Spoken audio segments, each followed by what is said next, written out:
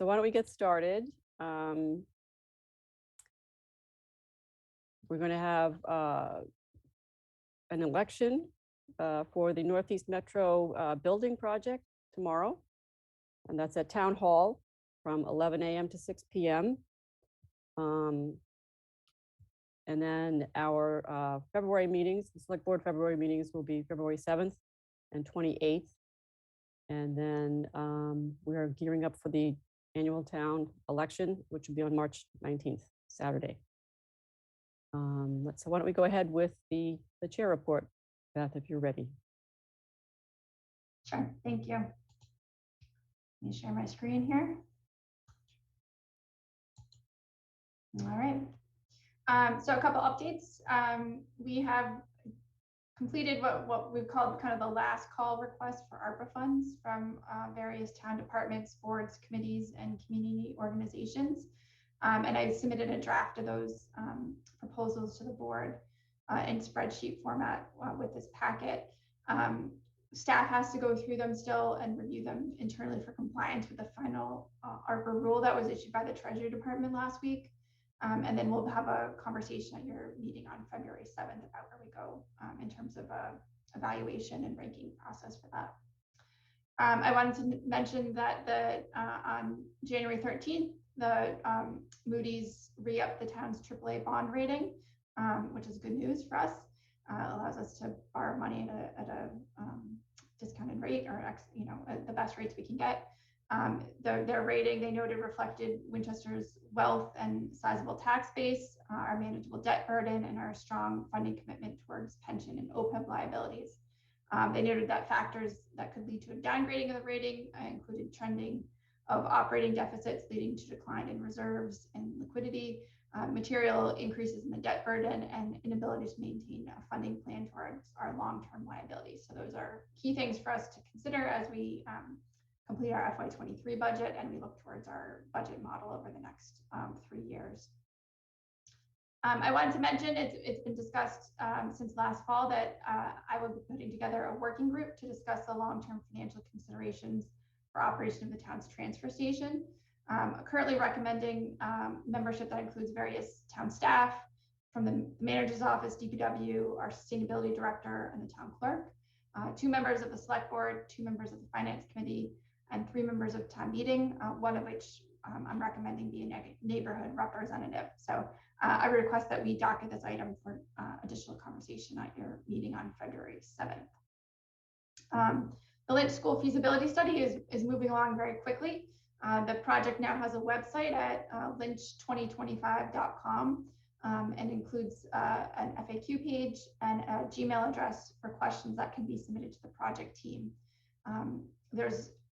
Right now there's 6 remaining site design options that are under consideration by the EFPBC, and the preferred schematic report will be submitted to the MSBA on March 3rd. So there's a lot of work to be done in the next month. The EFPBC will be coming to the select board meeting on February 7th to provide an update on the project. As Susan mentioned, we have an important election tomorrow at Town Hall. Voting is between 11 a.m. and 6 p.m. for the Northeast Metro Tech building project. It's a busy time of year for us here in the town clerk's office. Annual census forms have been mailed to all residents and are due, along with our 2022 transfer station permit applications. All completed forms should be submitted back to the clerk's office with payment. Also, it's a time of year to license any dogs over the age of 6 months, and they're required to be licensed by April 15th. And there's you can do that online or visit the town clerk's website to download a form and mail it in. Construction season, so not much in the way of physical construction, but there's a lot of projects in the planning and bid phase. 3 of the big ones are the North Reservoir Dam. That bid opening is scheduled for February 1st, so that is a very important and very substantial construction effort here in the town. Fire department HVAC is currently out to bid, and that bid opening is later in February. And then also we're moving forward with a bid for the transfer station improvement project. I also wanted to mention, although it's not necessarily a construction project, we have been overhauling the town's website, and the new website will go live on January 31st. So we're all very excited about that. I want to thank Jen Caffarella here in the town manager's office, who's spearheaded that effort and has done an excellent job. along with other folks who've kind of served as a ad hoc committee reviewing it. The new website will have a target on a calendar, which will include both government and community events. So that's kind of an important addition to the website. COVID-related updates. So there's the health department is continuing to have bi-weekly COVID testing here in the town hall auditorium. The next dates are Tuesday, January 25th and Thursday, January 27th. All fees are being waived for the month of January, and you can register online on the town's website. Also, the health department is holding Pfizer booster clinics. One was held today, and the next one is scheduled for the 31st at the Jenks Center for anyone ages 12 plus. You can register online for that as well. And then also Winchester residents are able to attend the weekly Medford vaccination clinics, and they have walk-in hours at the Medford High School every Wednesday afternoon from 4:30 to 5:30. And those are for first and second doses of the vaccine, as well as booster shots. So if you aren't able to attend one of the Winchester clinics, you can just go right down the road to the Medford location to get vaccinated. And then we're also very happy to learn that our order of the 15,000 at-home test kits that we placed earlier this month has made it from its original destination to a warehouse in Chicago and is en route to us via delivery later this week. Hopefully this week or early next week. So that's exciting news, and we'll be working with the schools and health department and the Jenks Center on a distribution plan to get those tests out to the community. And then finally, there's a few other community events I wanted to mention. There's a program, Understanding Friendships, that we mentioned at the last meeting, which was originally supposed to be in person and now is virtual. So there's, if you visit the town's website, you can learn more about how to sign up for that. There's also a few other workshops, a virtual workshop for parents and professionals understanding the IEP on January 26th, and then another Lest We Forget with Dr. Jerry Blaine on January 27th. The Historical Commission is sponsoring the latter. And that's all I had. Happy to take any questions on any of that from the board. Anyone have a question or something you would like to announce? Anything like that? Okay, seeing none. Thank you. We'll move ahead then, and I guess we'll do the acceptance of some donations, please. So I move that we accept a donation of $2,500 from the Johnston family to the police department in thanks for serving the community, to be deposited in the police gift account with thanks from the board and the town to the Johnston family. Second. We have a second, so we'll need a roll call vote. Rich? Yes. Mike? Yes. Mariano? Yes. And I vote yes as well. I move that we accept the emergency management planning grant for $5,100 to the fire department to be used for emergency equipment. Second. Roll call vote. Rich? Yes. Mike? Yes. Mariano? Yes. And I vote yes as well. Move that we accept the state firefighter safety equipment grant for $19,000 to the fire department to be used for self-contained breathing apparatus filling station. Second. And again, a roll call vote. Rich? Yes. Mike? Yes. Mariano? Yes. And I vote yes as well. So we're looking ahead to 8:30 for 2 hearings. But we were going to discuss, right, Beth, we're going to discuss the outdoor dining applications first and then do the hearings. Yep. So I'm thinking it would make sense to have a brief public comment on outdoor dining or in general, not the two licenses in particular. Those would really be focused on or done in the hearings, but just if there are any people here, any residents here for public comment, as usual, we'd ask you to keep your comments brief, maybe 2 minutes. If you're going to speak on something and other people are here on the same issue, maybe team up and appoint a spokesperson. Public comment is not a dialogue because select board might not be prepared to answer, but we're happy to hear your concerns and your thoughts. So is anybody here for public comment? Yes, Heidi Delio. I'm Okay. allowing her to talk. She's already in. Oh, yes, I see. Hi. Go ahead. Thanks, Heidi. Hi. Good evening. Thank you very much. As always, I'm just going to comment about the outdoor dining. I think it's great that we have outdoor dining, but I really feel that you need to take into account retail businesses when taking up the parking spaces. You've heard from me a ton of times, but I also have customers that feel the same way.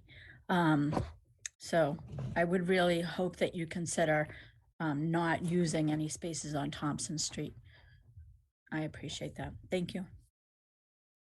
Thank you, Heidi. Is anyone else here for public comment or have a public comment at this moment? Should I be? There are no other hands raised. Okay, thank you.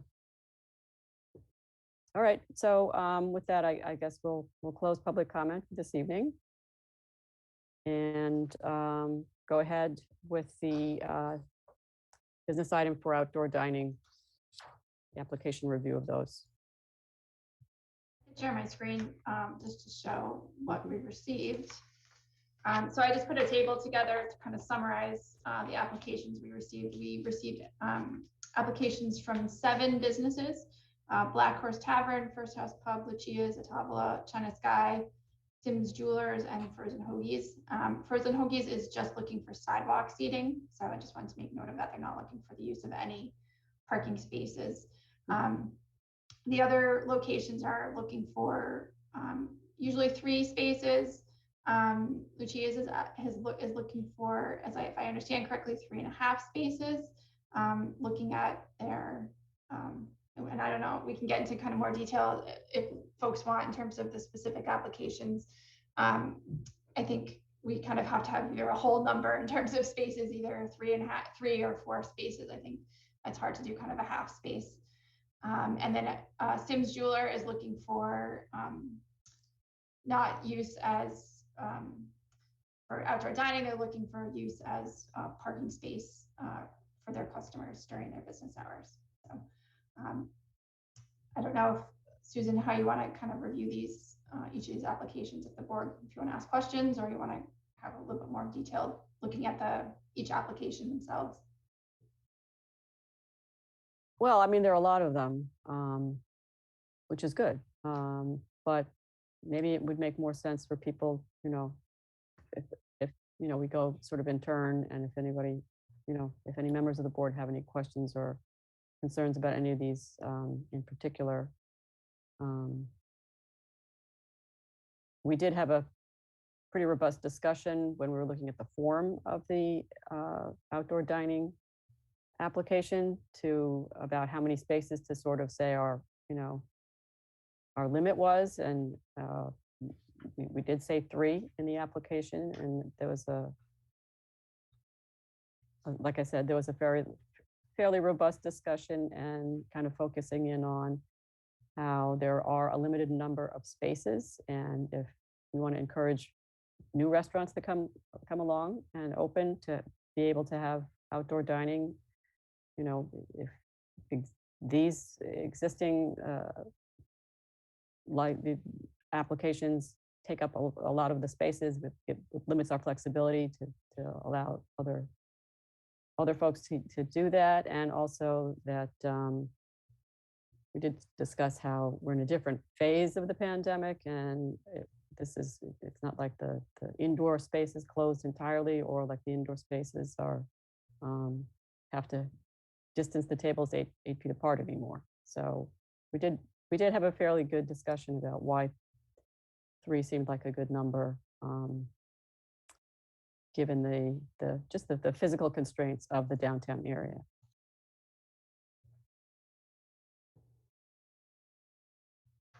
So does anybody have any comments? Susan, I guess I'll start if Yep. that's okay. That's fine. So I have a couple of questions. I'm going to start with Sims Jewelers. The 2 parking space requests, I believe that's just, if I got it correct, Beth, correct me if I'm wrong, or Jen, but he's looking for 2 parking spaces for his customers to park only in front of his store. Do I understand that correctly? That is my understanding, and Jen, I think Cafarella is here as well, who I think has spoken to Artie. Yeah, So- just go ahead. So I first of all, I don't think that's one legally possible to do that.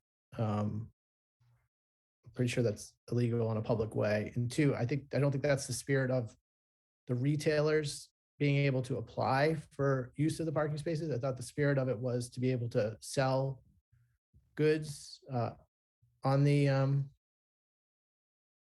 street. And I think Artie is here now. I see his hand raised actually. So I don't know if he wants to.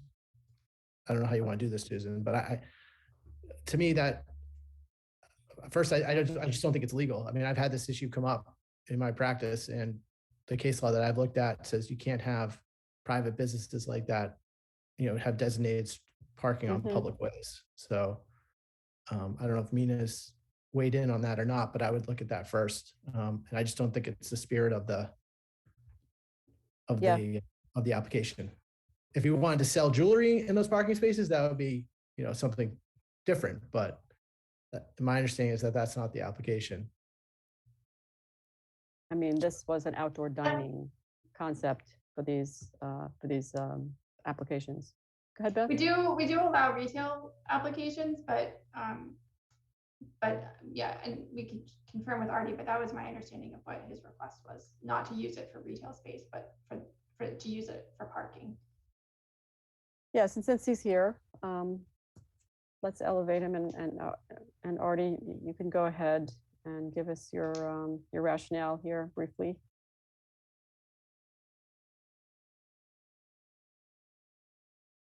You're on, Artie. You might be on mute. Maybe it's not. No.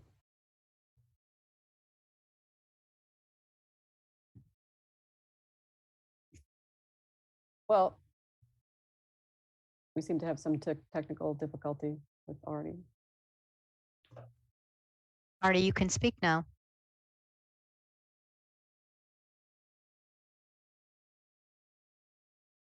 Well, if we can't hear him, Susan, Yeah, I'll just move yeah. along with some Yep. of my concerns, if that's okay. That's fine. So with respect to First House Pub and Lucia's, I mean, obviously we decided 3 spaces. I'm not sure why First House applied for 4. I think Jim O'Rourke is on here. He may be able to answer that question for us. Mhm. But I would be inclined to do 3 spaces for all those restaurants. And with respect, to each of the restaurants, I would want to talk about just how we position those spaces. And why I would want to do that is only because I think that the chief concern I've heard from almost all the abutting businesses to these restaurants is they're concerned about, covering up their storefronts. And I think there's a way to achieve, because I walked around today downtown. I think there's a way to do that, and we just need to, strategically look at where we position those 3 spaces, specifically First House. And I think Lucia's, their space is 3 spaces. I think, if they bleed over, a foot or 2, that might be okay. But, my real concern though is with China Sky as well. So if I understand the concept is they want 2 spaces for dining, but then we need to take 2 spaces to make the turn radius on that corner. Is that? Yeah, I have some photos. You want me to show those? It might be helpful to understand. Here. Yeah, it's a very tight corner, and so to give them 3 spaces where they can have tables, Right. you have to also. block This a couple. is the China Sky area. So this is the space here that they're looking to use for outdoor dining. There's no parking allowed in this kind of first section where the truck is. That's the parking spot. So they're actually only taking 1 parking spot on this side, but then across on the river side, they're taking 2 spaces, which is how it was set up this summer to allow vehicles to make that turn there. So it's a total of 3 spaces. if that makes sense. And did anyone approach China Sky about, taking that indented space in front of the restaurant on the other side? I mean, what? On I like, know that, I know that's used for pickup spaces, but I mean, right. It just seems like a better area to put tables in because it's, off the road. And even if we, made these pickup spaces at night for China Sky, it would just, I just worry about that corner. I mean, I guess this worked last year, but Yeah, It wasn't it sounds like he, the owner said that they were not interested in using that area. Yeah, so the concern last area. year, we brought this up last year, and the concern is that those indented spaces are right next to the dumpster, Mhm. and that people don't want to sit and eat next to the dumpster. And they actually did initially have those seats next to the dumpster. I sat out there once. I mean, it was, I can see how it would be undesirable. It's, definitely like right next to a dumpster of, a restaurant that does a lot of seafood, right? So, you feel it. So, I don't know, this is the perfect solution for them. There, there's a lot of limitations here, but it seemed to somewhat work last year, I guess. So I guess I'm kind of approaching it this year as, last year it was sort of a matter of, survival for a lot of these restaurants. We didn't know, vaccinations, COVID. This year, I think we're in a better spot. And I think, once this wave happens, certainly, in April, May, June, I think we'll see that, we're in a better position. So, I mean, that's why I'm kind of just questioning. You just went on mute. We Sorry, lost you. obviously, if COVID's an issue, I'd be open to, different considerations. But I think at this point, looking at these applications, we're expanding the capacity of these restaurants by 50% with the outdoor dining. And if COVID's not a factor, I mean, that's a great benefit to the community. It's a great benefit to the center. But I think we just need to be mindful with the MBTA project and everything. So, and the concerns raised by, the abutting businesses about, access to the buildings, blocking. So I just think we need to be careful of how we place these parking spots. But I think if we did 3 for all of them, I think that would be fine. I'd like to see First House, and I know Jim has his hand raised, but go up towards Eastern Bank, and the closer we can get to that sidewalk, the less Catch a Falling Star is encumbered. But I don't know why he applied for 4.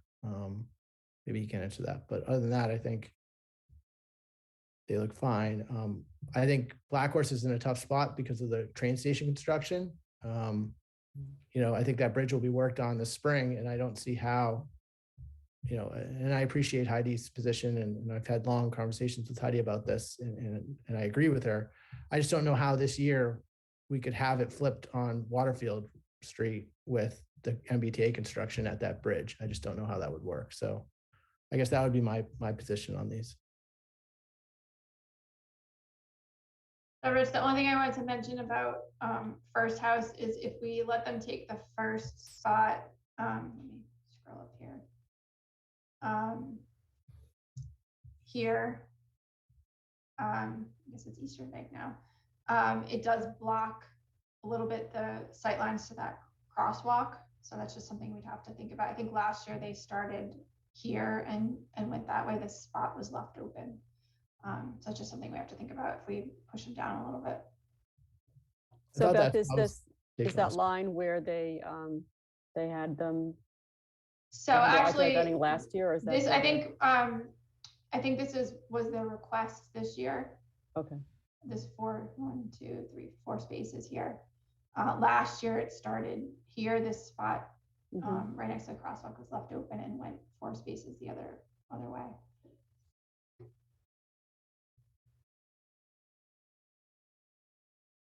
Okay, so if they had 3, that would be the white car they wouldn't be allowed to block that space. That would be not a parking space, or? Let me pull up like a Google Earth image, that might be easier. Yeah, I'm perplexed about Black Horse there. I mean, First House, sorry.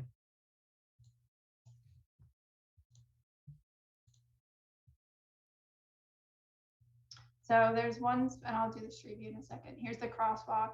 There's one spot here, which, as I understand correctly, last year that was open. And there's 1, 2, so 1 under the tree, 2, 3 here. And we go into the street view.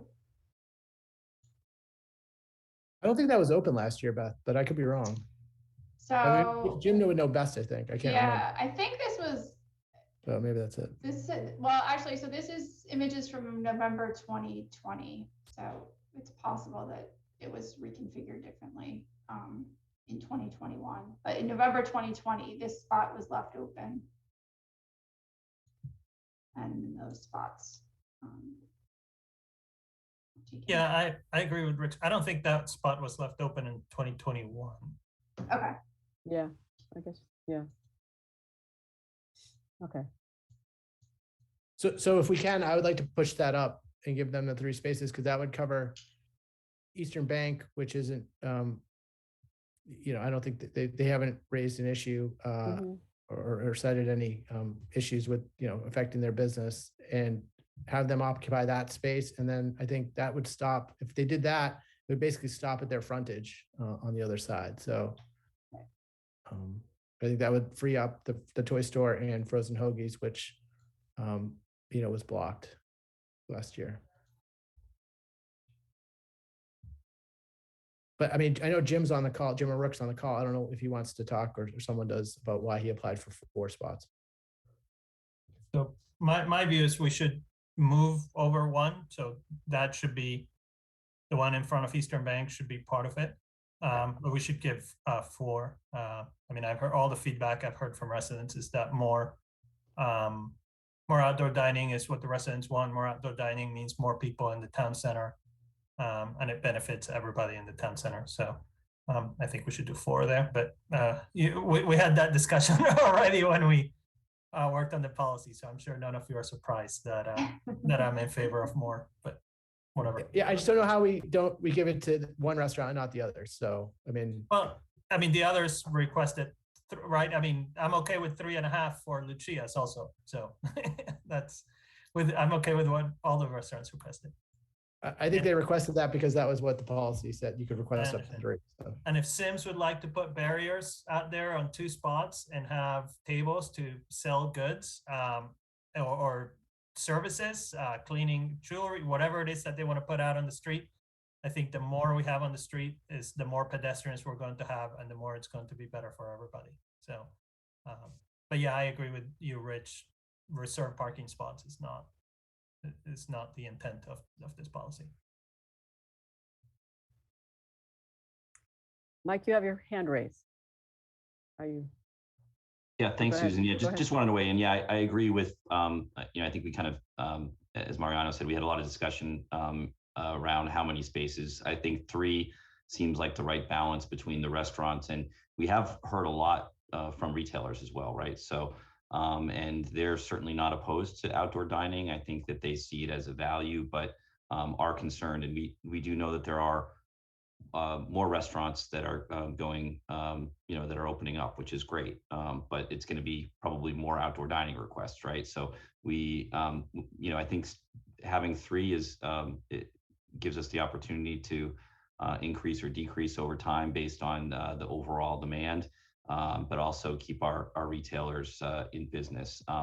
One thing that we did talk about with the policy that if there, is a need based on a specific situation, like Black Horse Tavern, as Rich said, that with the impact of construction there, that we may have to shift some of the parking around to accommodate in them and have a level of fairness. So for anyone really, if we're doing construction, I mean, we're and taking away spaces, I imagine that that's going to happen over a period of time. We've done work on Thompson Street, we've done work on Main Street. I mean, we're just constantly under construction. So we may have to shift those around or add a little bit more room as that happens. And we are decreasing the spaces on Thompson Street because the spot is not there at this point, right? And they did have 2 spaces there. So I wouldn't mind giving Black Horse Tavern a little bit more room there, especially that they're really going to lose that that opportunity in the front of the restaurant because of all the construction. So you know, the other concern too is I think that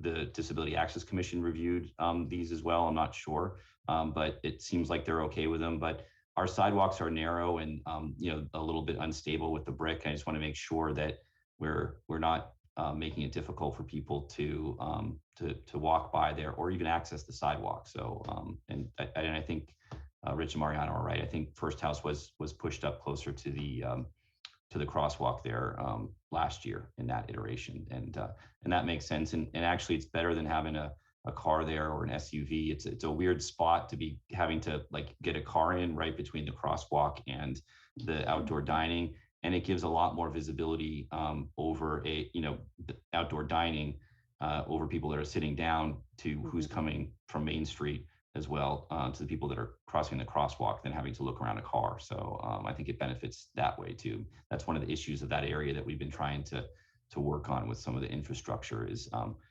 kind of bringing those sidewalks, shrinking them a little bit in and bump outs. So I think 3 sounds good most places. So I'm happy to continue the conversation. All right, do we want to hear from Jim O'Rourke? Are you able to speak?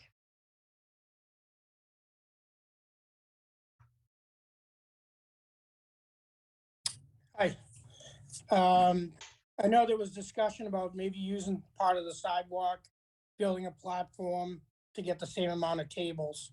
So if we could do that, I'd like to see that and keep the same number of tables, but in 3 spots, which might be using 2 feet of the sidewalk, which would probably still leave at least 6 feet. And then I would also need the trash barrels moved from in front of the restaurant. Beth, does that make sense to you? I guess I'd need to see a plan Yeah. as to exactly what that is. I think that's something we could work out, as long as we're not changing the number of spaces. That's something that we could work out with staff in terms of what that might look like. Just a sketch to kind of get the idea of where he wants to have the platform. Yeah, and just what the sidewalk impacts would be, maybe kind of out on the site, understanding that would be helpful. And Jim, you have that little, I know that you had the tables on the kind of other side of the restaurant, but you have that kind of little indentation there. Would that be a location for tables that might be possible? I know you've got a bench there right now, but it would pull the tables really away from the sidewalk. That's why I'm asking. I could probably get a table of 4 in there, but it would probably stick out. Maybe a table of 2 inside the area. So I think at one point, Brian Kelly, either last year or the year before, was talking about the town getting flooring or something. I think that was cost prohibitive at the time when Brian looked into it. Yeah, it was a very high cost. It surprised me how high the cost was.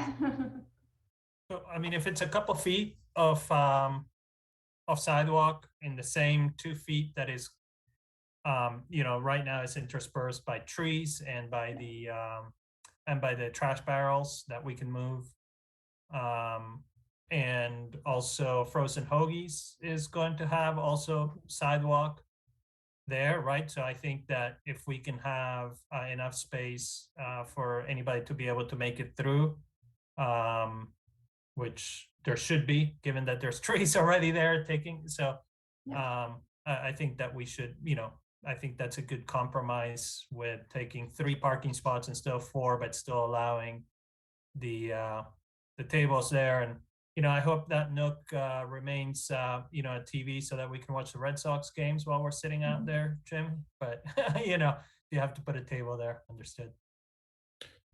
So with that suggestion, Mario, I see no issue with the sidewalks either.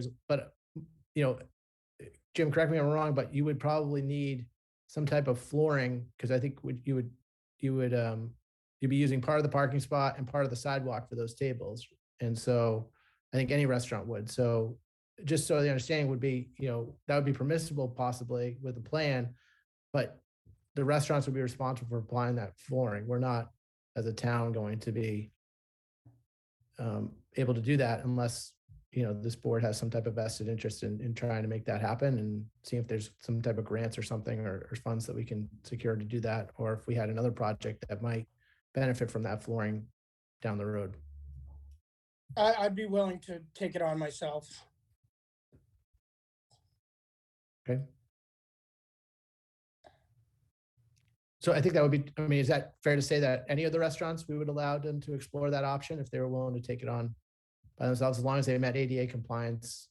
Yeah, the only that thing I sounds would right. mention is that the ABC requires that that outdoor dining is supposed to be enclosed so that people can't walk by and like grab a drink off the table. So we would need to kind of figure out how that would work. So, I mean, I think the concept is okay. Maybe it needs to be roped in or something like that. That's something that we can kind of work through the details in. Well, I would think with a carpenter building the platform, we could build some type of area, as well as I have the cedar boxes for flowers that kind of boxed in that area Right, last you year. could kind of put that on the back of the the sidewalk side. Okay.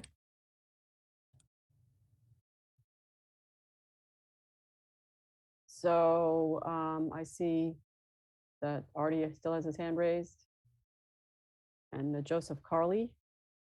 Joseph Carley is from 8 Travola, and he's is also probably was thinking about doing the floor, so I can bring him in. Okay. Hi, everyone. Yeah, Hello. I was thinking about doing the flooring as well, and then with the talk of opening up sidewalk availability, what would we need to do to put 1 or 2 tables of 2 up on the sidewalk directly in front of the restaurant where we have window boxes of flowers right now? It's what we had in 2020, and there was still plenty of room for a oversized wheelchair and a double stroller to get by, as there are no trees directly in front of the restaurant. Not until you get down halfway past La Patisserie, there's that double trash can right there. Mhm. Would I need to submit plans with measurements to see where the tables would stick out to and how much room would be there from the end of the table to the corner of the sidewalk? Yes, plans would be helpful so that we can make sure we meet the ADA compliance. I just want to make sure that if we're including the parking spaces plus some sidewalk seating, that the board votes that in your approval this evening, so that we can make sure that for your alteration of premises that is included, both any parking space seating as well as any sidewalk seating. Okay, I can adjust the plans that we have and send them to you. Okay, that'd be helpful. I just wanted to mention for your location, we do have the construction project that will be happening this spring and probably early summer at the intersection of Waterfields and Church Street. I did talk to our engineer today on the project, and the project, the new curb line that we're creating ties in right after that existing handicap space that's out there. So I think it's going to be very tight to the kind of the edge of where your Jersey barrier is. We might need, maybe 5 or 10 feet, probably closer to 5 feet during construction there to allow our contractor to work, so they're not kind of impacting your outdoor dining space. And then once that's done, you could push it back, so you would take up that whole space there. But that's something that we can work out in the field. Do you know when? I know construction delays happen and also. Yeah, I don't have an exact date right now. My best guess is they might be starting in the May timeframe. So I know that's not ideal. We were kind of hoping they would start earlier, and we're still going to try to push them to do that. But just based on some information we got from them today, they might not be able to start as early as we had originally hoped. So I think it's something that we could work out with you and the contractor in the field, but I just wanted to bring that up so that we're all aware that there's going to be a little bit of, a few weeks of some impact there as a result of that project. Can I put something out there? And I have no idea if this would work or if this is too out there. But if you were to pull up the Google Maps of the front of Atavala and the design studio and Runway Couture, and there is, after our 3 parking spots, there would be, I think, 3 spots and then a dead zone of just an empty space with no parking designation to it. That, if I'm losing 5 or 10 feet from the back of that handicap spot, which is about a parking spot, maybe a little bit less. So right where that red car, So this is where it was set. Again, this image is from 2020, November 2020. So is this about where you had it set up previously or So- last year? that is with 4 spots. So Okay. But with you're requesting to start in the same location this year. I would be, but if you're saying that it's gonna be 5 or 10 feet down starting in May, that would be about to the end of that, in between the first picnic table and the second picnic table from that handicap spot. So if you keep going down, there's those 2 parking spots. Yep, that way. There's those 2 parking spots. Yeah. And then there's about 4 feet right there before the end of that driveway. So are you requesting to shift down here instead of up there? Nope, because Okay. that would be against the ABCC rules that I wouldn't be able to see. Oh, the- you're saying that we would shift these parking spaces down a little bit so a car could park. Right, so closer that to the way exit. there's no trying to move a 3-ton Jersey barrier Sure. and rearrange everything as we have Yeah. lights and everything strung up. I think that's something we could look at, gaining a few feet there. I don't think we could go too far because obviously that's a People need to pretty, turn out. pretty tight driveway already turning out, but it's definitely something we can look at in the field. Okay.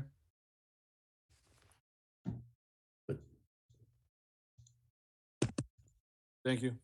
I mean, I guess I'm not following that conversation in the sense that if there's 4 spots taken right there in this image, So you're looking for the spot where the Subaru is, this spot and this spot currently. Correct. But if Yeah. there's going to be road work taking up probably half to 3/4 of that first spot and where that Right. Subaru is, He's just asking that we start maybe like in the middle of the Subaru and then we push those 2 remaining spaces. We kind of Down sneak out a maybe. few extra feet here from the end of for those 2 remaining spaces. And I think we could gain a few feet, maybe 2 or 3, not a ton with that driveway there. and if I'm allowed to have the 2 tables up on the sidewalk in front of where those window boxes are and the windows of the restaurant, or I know that Ron and Freya both said that we can put a table in front of their window as they're closed at night. If I'm allowed to do that, then I'll adjust to losing that 5 or 10 feet from the construction delay if I can have those, and that I can work up a couple different designs and drawings and submit them depending on what's going to happen. I think we can also paint those parking spots maybe a little shorter. I mean, as we can see here, you can fit 1 1/3 Yeah. Subarus and that's not a short Subaru, right? That's Yeah. a station wagon. Right. So And I that- think we that can, bump out right there is treacherous when people try to park there. yeah. So I think, on the other side or in the back, we can paint 2 parking spots a little shorter and still not lose any parking spots. Even if we have to put a compact only sign on one of them. But, it's still a parking spot. Yeah, and we can work out with the contractor, just exactly how much space they're gonna need there and how we can make it work for your outdoor space. Great.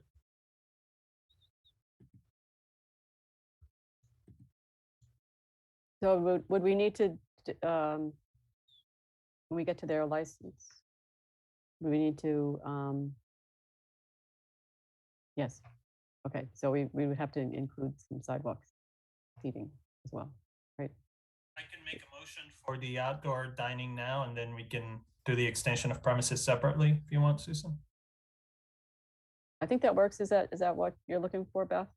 Yeah, so that here, we have to open the hearing separately for the alteration of premises. Yeah. I just wanted to mention the sidewalk seating under the ABCC rules, it has to be enclosed in some way, so we'd have to kind of figure out how that would work. But, Some kind of railing or something? or yeah, a little chain of some sort that would kind of rope the tables off or something, yeah. So I move that we approve 3 parking spaces for Black Horse Tavern on Thompson Street, 3 parking spaces for First House Pub on Main Street, starting with the parking spot right behind the crosswalk. In addition, for First House Pub to be able to place tables on the sidewalk with the plan to be approved by town management. And that includes a way to rope off or enclose those tables. That we also approve 3.5 parking spots for Lucia's, and that their outdoor dining only be in front of their own restaurant frontage. That we approve 3 parking spots for Atavola, that Atavola also be allowed to place tables on the sidewalk, with town management approving the plan for said tables, and also that they be enclosed in such manner that is allowed by ABCC. That we allowed China Sky to use 3 parking spaces, that the tables be placed on the side closest to the restaurant, and that 2 of the parking spaces be across from the restaurant for turning radius of trucks.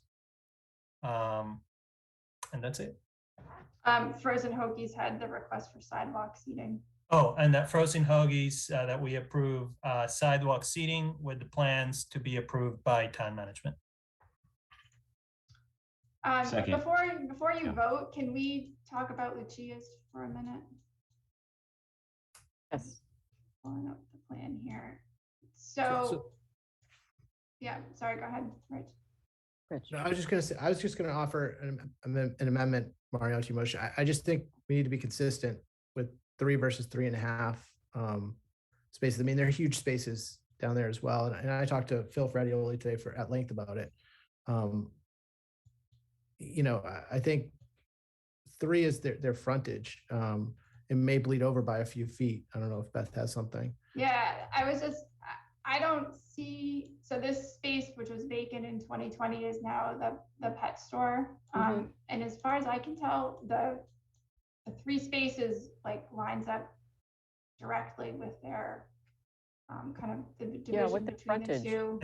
I thought he meant the half was on the other side, like where it's not a parking spot, but just to be able to bleed into the no parking zone. Well, yeah, I mean, this is the alley, right? So I mean, I don't think it's an issue to have it kind of Right. as long as vehicles can get out, but I don't think it changes this spot here. I think there's two open spaces on that end. Yeah, so that's why I said that it's just in their frontage of the restaurant, right? So it wouldn't be the first 2 spots there. Okay. It would be 3 plus half of what would be a parking spot in that no parking zone area.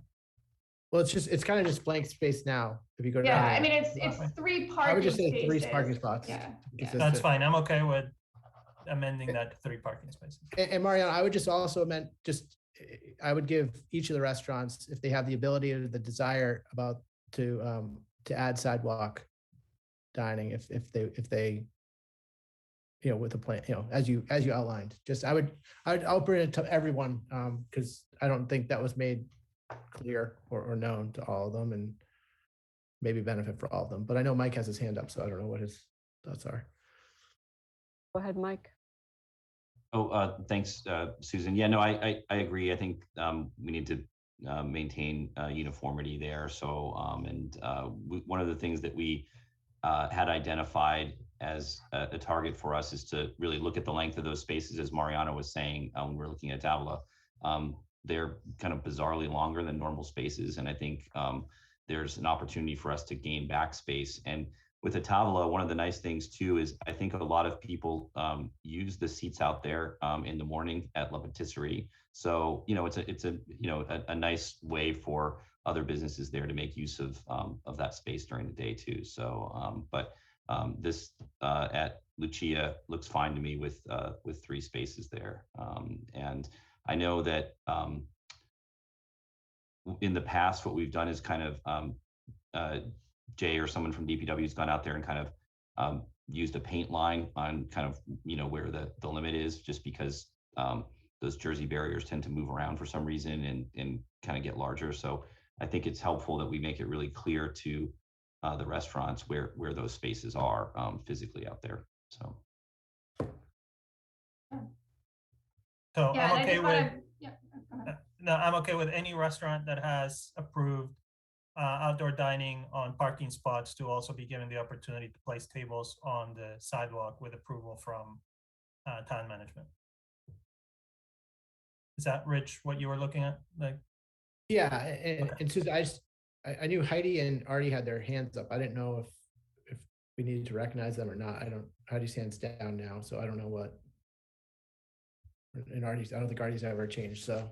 No, I'll try Artie again, see if he can talk. And then Heidi just raised her hand, so I'll bring her in. Artie disappeared. Okay. So Heidi's in. Yes, Hi, Heidi. thank you. Oh, there's Like Greg. your comment, Mike, that the spaces are bigger spaces anyway. We have very long parking spots designated in the town. We could fit 2 mini cars in one of them. But my question is, just on behalf of Runway Couture, she wanted me to ask if there's anything that will be blocking her store frontage. It doesn't look like it from what you were talking about, but I just want to make sure. Is that on Church Street? Yeah, Church Street.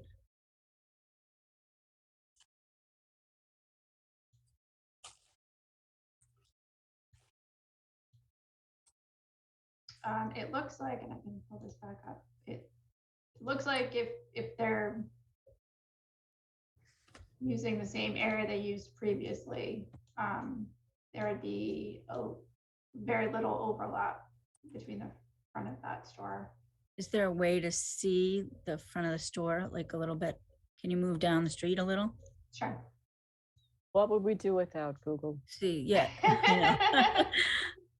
So there, it is in front of Runway. She was hoping that she could have all the space in front of her available because she's had a really hard time having people recognize her store, and especially in that area. I guess there's like not the foliage. I guess the way that the barriers are put up and then decorated around them, it makes it difficult for people to realize there's that store there. Yeah, it does have a tree in front of it too.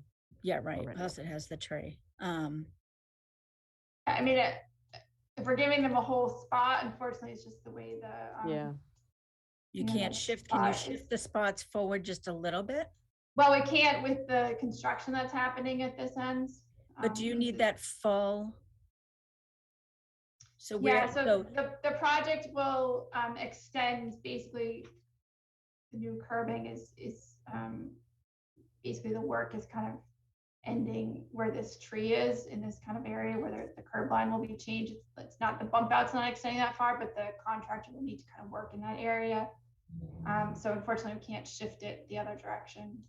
so they're gonna make a change to the sidewalk beyond the handicap space for the space in between the car and the handicap space? So they have to tie this whole area, kind of where the yellow striping is gonna be a bump out, and so then it's gonna tie back into the curb line here, and so there'll be some.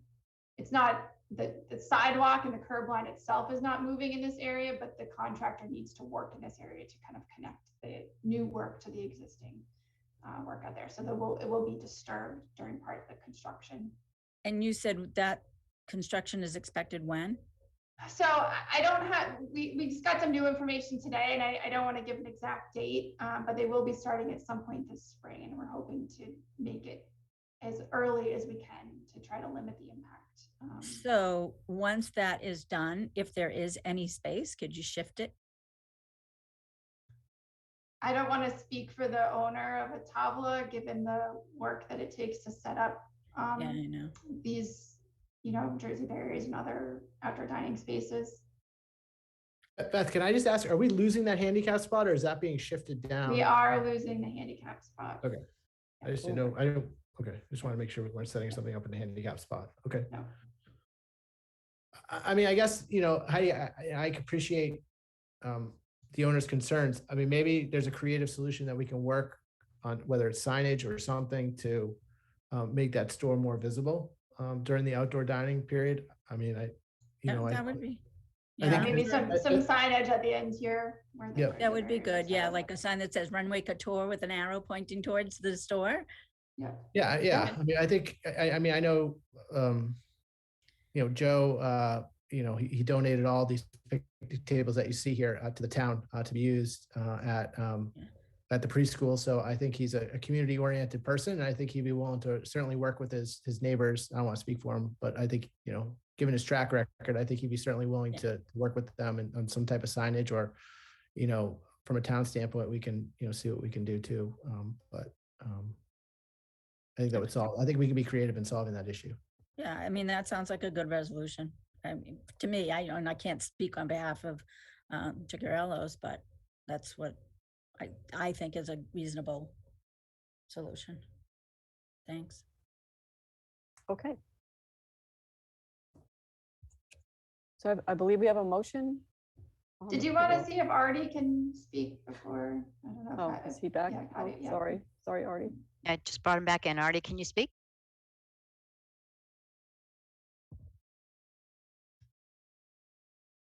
I'm not hearing anything. No. His hand keeps going up, but he. Yeah.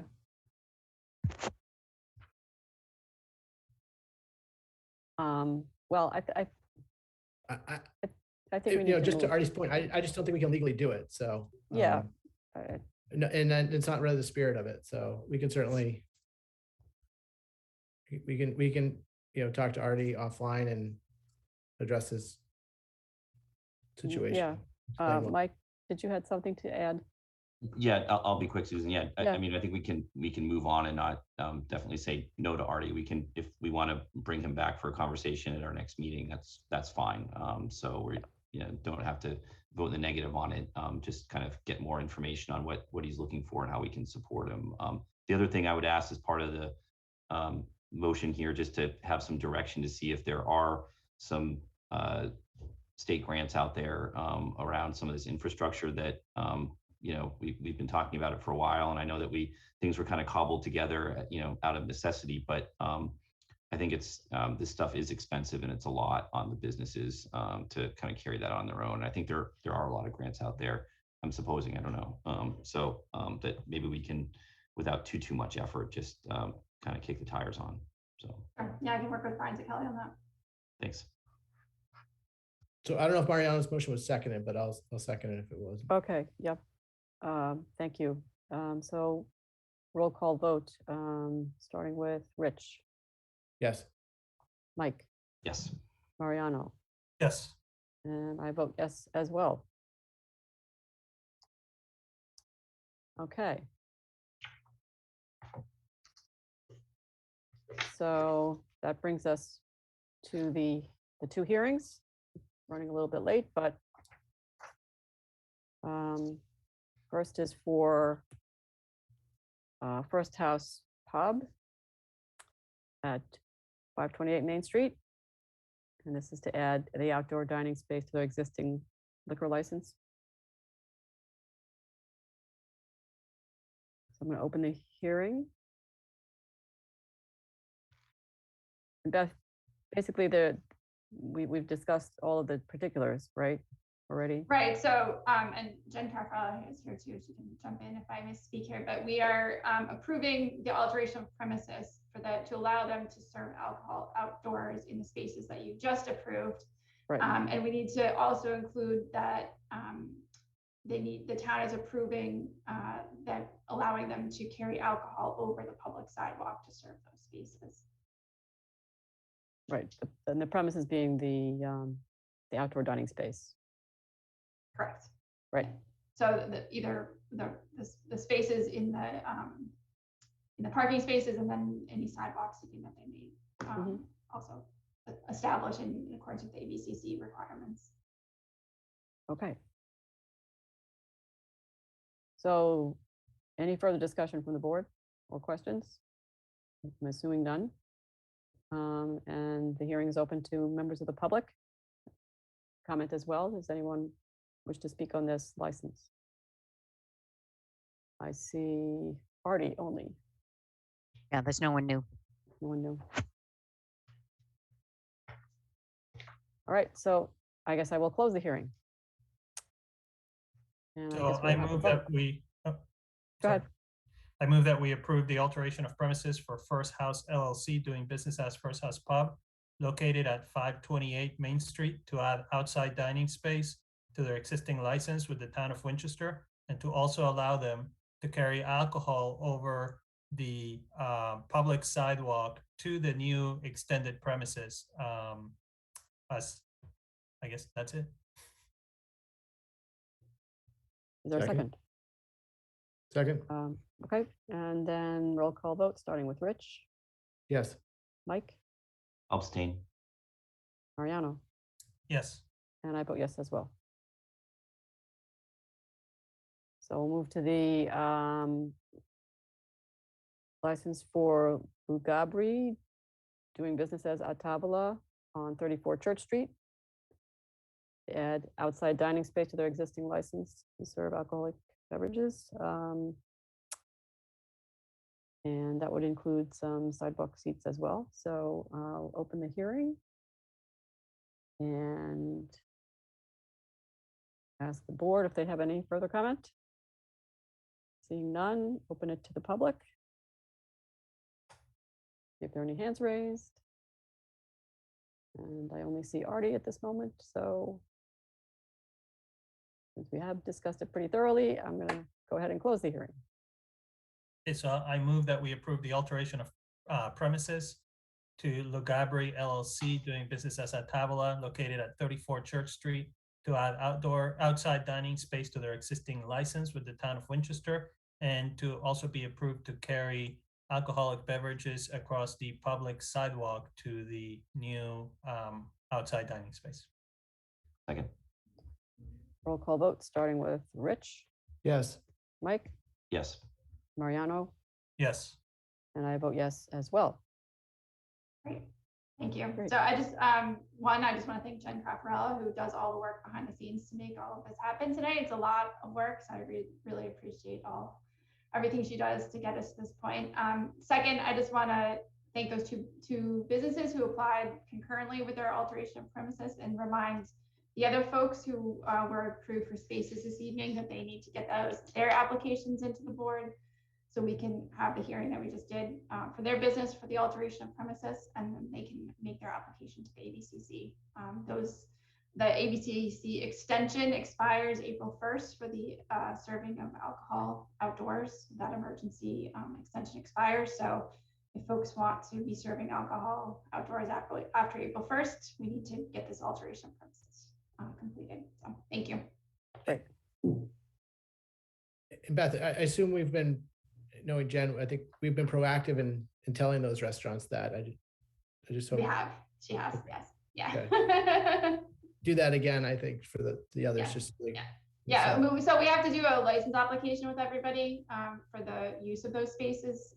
So that'll be happening next on our end, and we'll continue to remind everybody that they need to get their alteration of premises in. Mhm. Otherwise, everybody will be drinking Diet Coke come April. Okay. So let's move ahead to the Sustainability Director introduction and the Energy Management Committee update. I understand they were going to sort of coordinate, and this would be our new sustainability director, Ken Pruitt, and the Energy Management Committee chair or representative is Susan McPhee. I think I saw their names. Ken's in Ken. and Susan's on her way. Okay. Hi, Ken. Hi, Susan. Hi, everyone. So Good thanks for evening. waiting. Of course. Happy to be here. And as I was switched over to a panelist, I missed part of what you said. So were you asking me to start presenting or? I just explained that you and Susan had coordinated a little bit. So go ahead and do what you had planned out. I see Susan's joining us now. Hi, Susan. Great.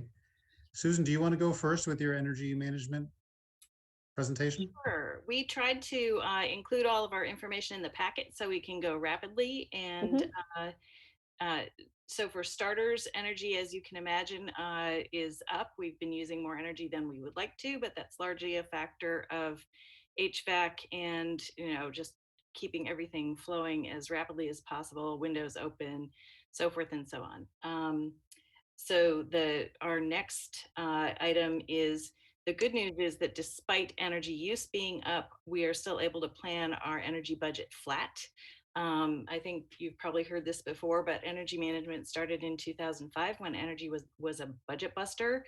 And the effort for Energy Management Committee was to get energy under control and try to keep it as not a surprise expense. So we've done that since about 2009. Energy has been a roughly $2 million budget item, and during that time, I think the town's budget has over doubled.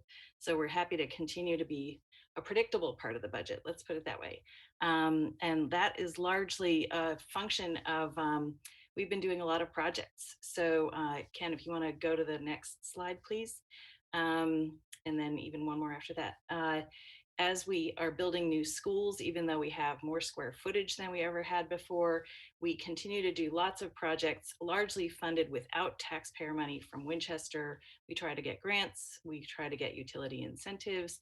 So even though we've increased the square footage in town, we still are running at about a $2 million budget every year. We've gotten over $2 million in grants over time. We got just under 100,000 this last year. We've done over 125 projects, everything from LED lighting switches to boiler change outs to variable frequency drives. Anyway, we just continue to keep working on this and trying to squeeze our energy use as much as we possibly can. Next slide, please. So this year we did get an energy grant from Green Communities. These are the projects you can see on the screen. The police lighting is largely done. That's LED lighting in the office section of the police department. DPW starts on Wednesday. Ambrose is done. This is the third phase of getting every classroom, every hallway, every stairwell on LED lighting. And when we do that, we save about 60% of our expense for lighting. Town Hall, we did the exterior lighting, and we're weatherizing around the doors at Lynch are super leaky. It's really uncomfortable. There are lots of classrooms where you can see daylight coming through. So even though we're going to build a new Lynch, this will save a significant amount of energy. It's oil heat there, and it'll also just be a lot more comfortable in the rooms when that's done. And there's an extraordinary number of doors at Lynch too, so it's not an insignificant little project. So that's our current report card. But while we're on the subject of Lynch, there's a good news story coming up. I included in your packet. In 2009, Select Board and School Committee passed what's called the Energy Efficient Building Policy, and we plan to retool that so that it matches with a program. You've heard of Mass Save. Mass Save does a lot of different things. Mostly you've probably heard about it in terms of residential, but there's a Mass Save that also is for new construction. So it's run by the utilities, and if we employ Mass Save as we're attacking this Lynch project, we can get paid up to $2.25 per square foot for making the building as energy efficient as possible. So we save over the long term. We get money up front to help us accomplish that project. The building is more comfortable, healthier. It's really one of those triple bottom line kinds of things. So Obviously, our 2009 document needs to be updated, so we'll update that. So it's a more living document that matches what Eversource and the Mass Save program are offering. Just looking backwards, the Winchester High School project, we actually got $247,000 back on that one. And that was as they were just developing this protocol. So that was an early example. We got LEED Gold, but buildings are even more efficient now. Most elementary school projects in the state are opting to try to hit, it's called zero net energy, ZNE. And the way you do that, it's not that you're not using energy. You try to make your building as efficient as possible. So squeeze that down. And then the energy that you do plan to use is then offset by renewable energy on site. So it's like a seesaw that you balance out. So zero net energy projects are the ones that get the biggest incentives through the Mass Save program. So that's what we'll be trying to outline in our retool of the energy efficient building policy. And that's what really most projects in the state are angling towards, the new school projects. So it's really exciting. It's some really interesting things that are going on. Did you guys want questions individually, or do you want to plunge ahead and take questions at the end of, unless Ken has, do you have something a presentation or something you want to just say? I do have a little slide presentation. Okay. I mean, maybe if you want to ask Susan questions at this point, it might make sense. I think that does make sense. Kind of a distinct subject area. But does anyone have any questions for Susan about energy efficiency or about the mass saves, the new process with mass saves? Sure. Yeah. Yeah, Susan, thank you very much. We've been working for many years and on a lot of these issues, and we have a big building coming up with the Lynch renovation. And I just wanted to know, if you have anything for the board to let us know. Is there anything that the board needs to do, or anything for the Lynch project that we can get ahead and maybe get some energy efficiencies or zero energy for the building, possibly? Anything we need to do for that? Yeah, good question. So that's all obviously in the ball's in the court of the EFPBC to run that project. And so in coming from the energy management point of view, it's really looking at that ZNE opportunity and making sure that the town is teeing that up and taking advantage of every penny that we can get through that process, because it's incumbent on us. You can only do this if you plan the project that way from the very start, from the starting line. You can't have it as a fashion accessory at the end, like, oh, by the way, let's try to add that at the end. It has to be from the get-go. So the good news is it's rapidly becoming a very common practice. And we also have some real experts in our town who are serving on EFPBC that can help guide this process.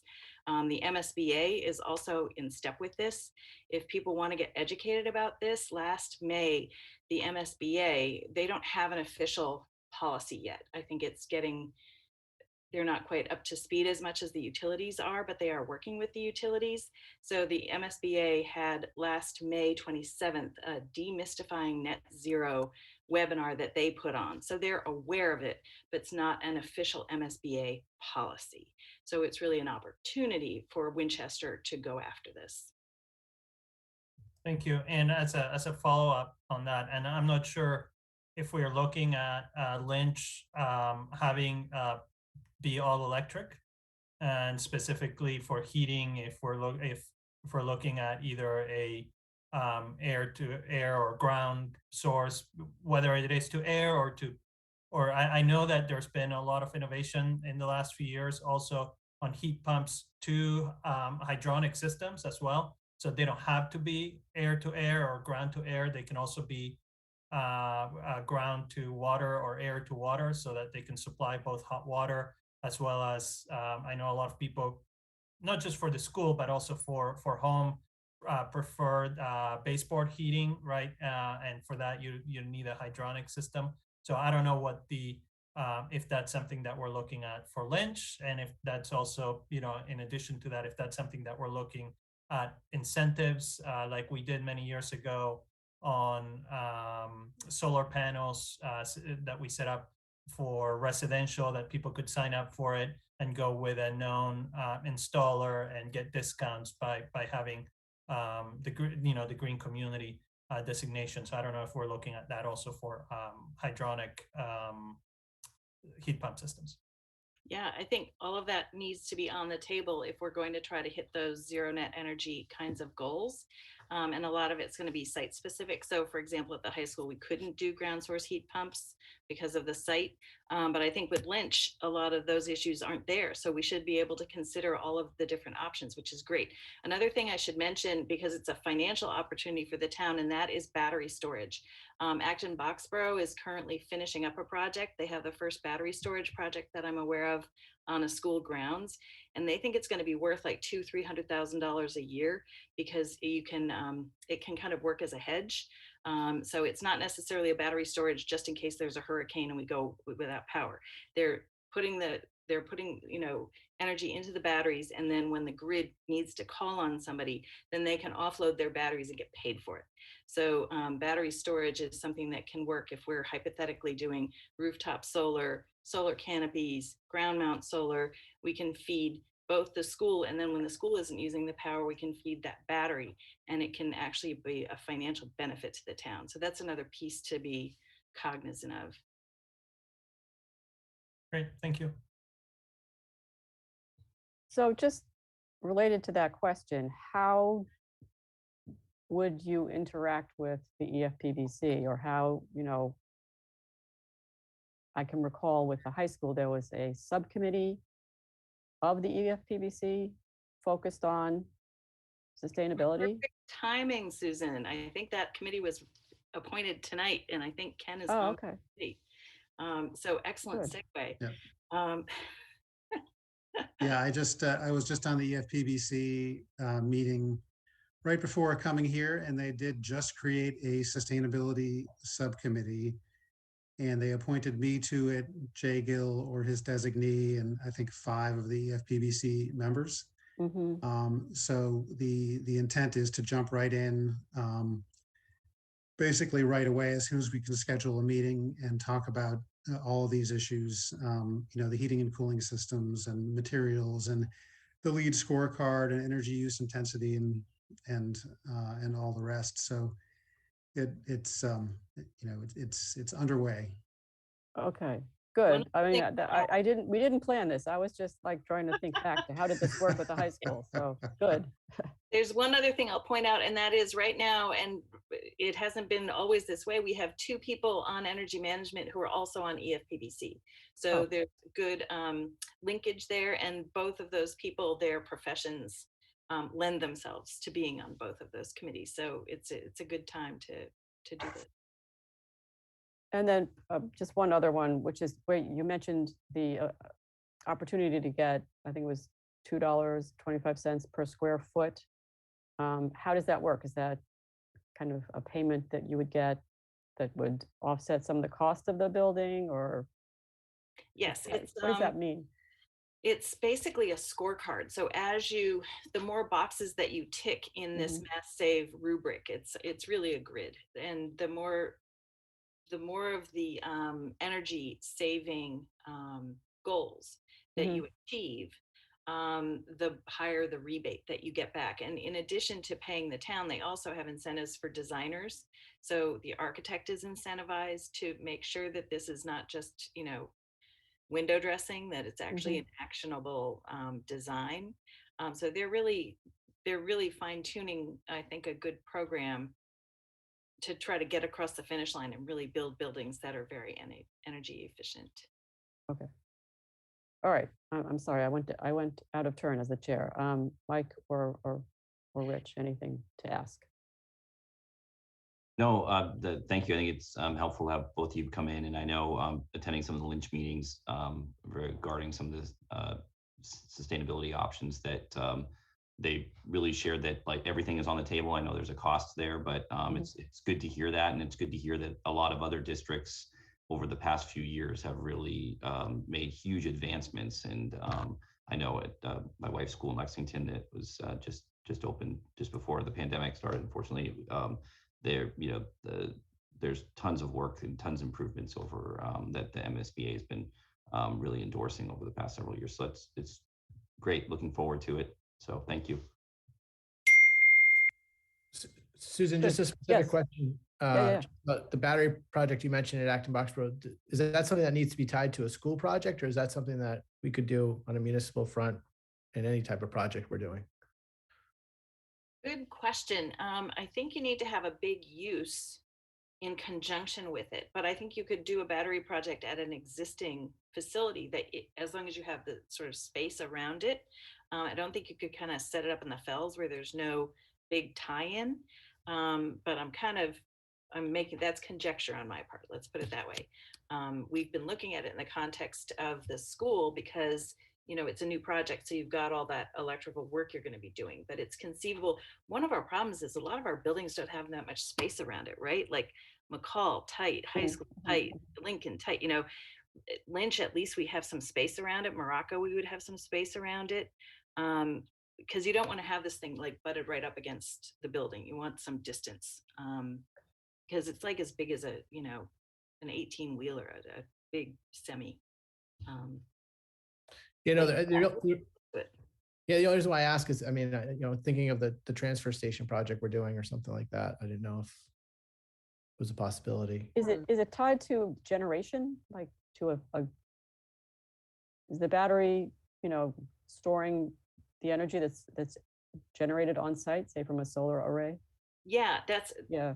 You're trying to. So, for example, if we did a ground mount at the transfer station, you could conceivably have that adjacency.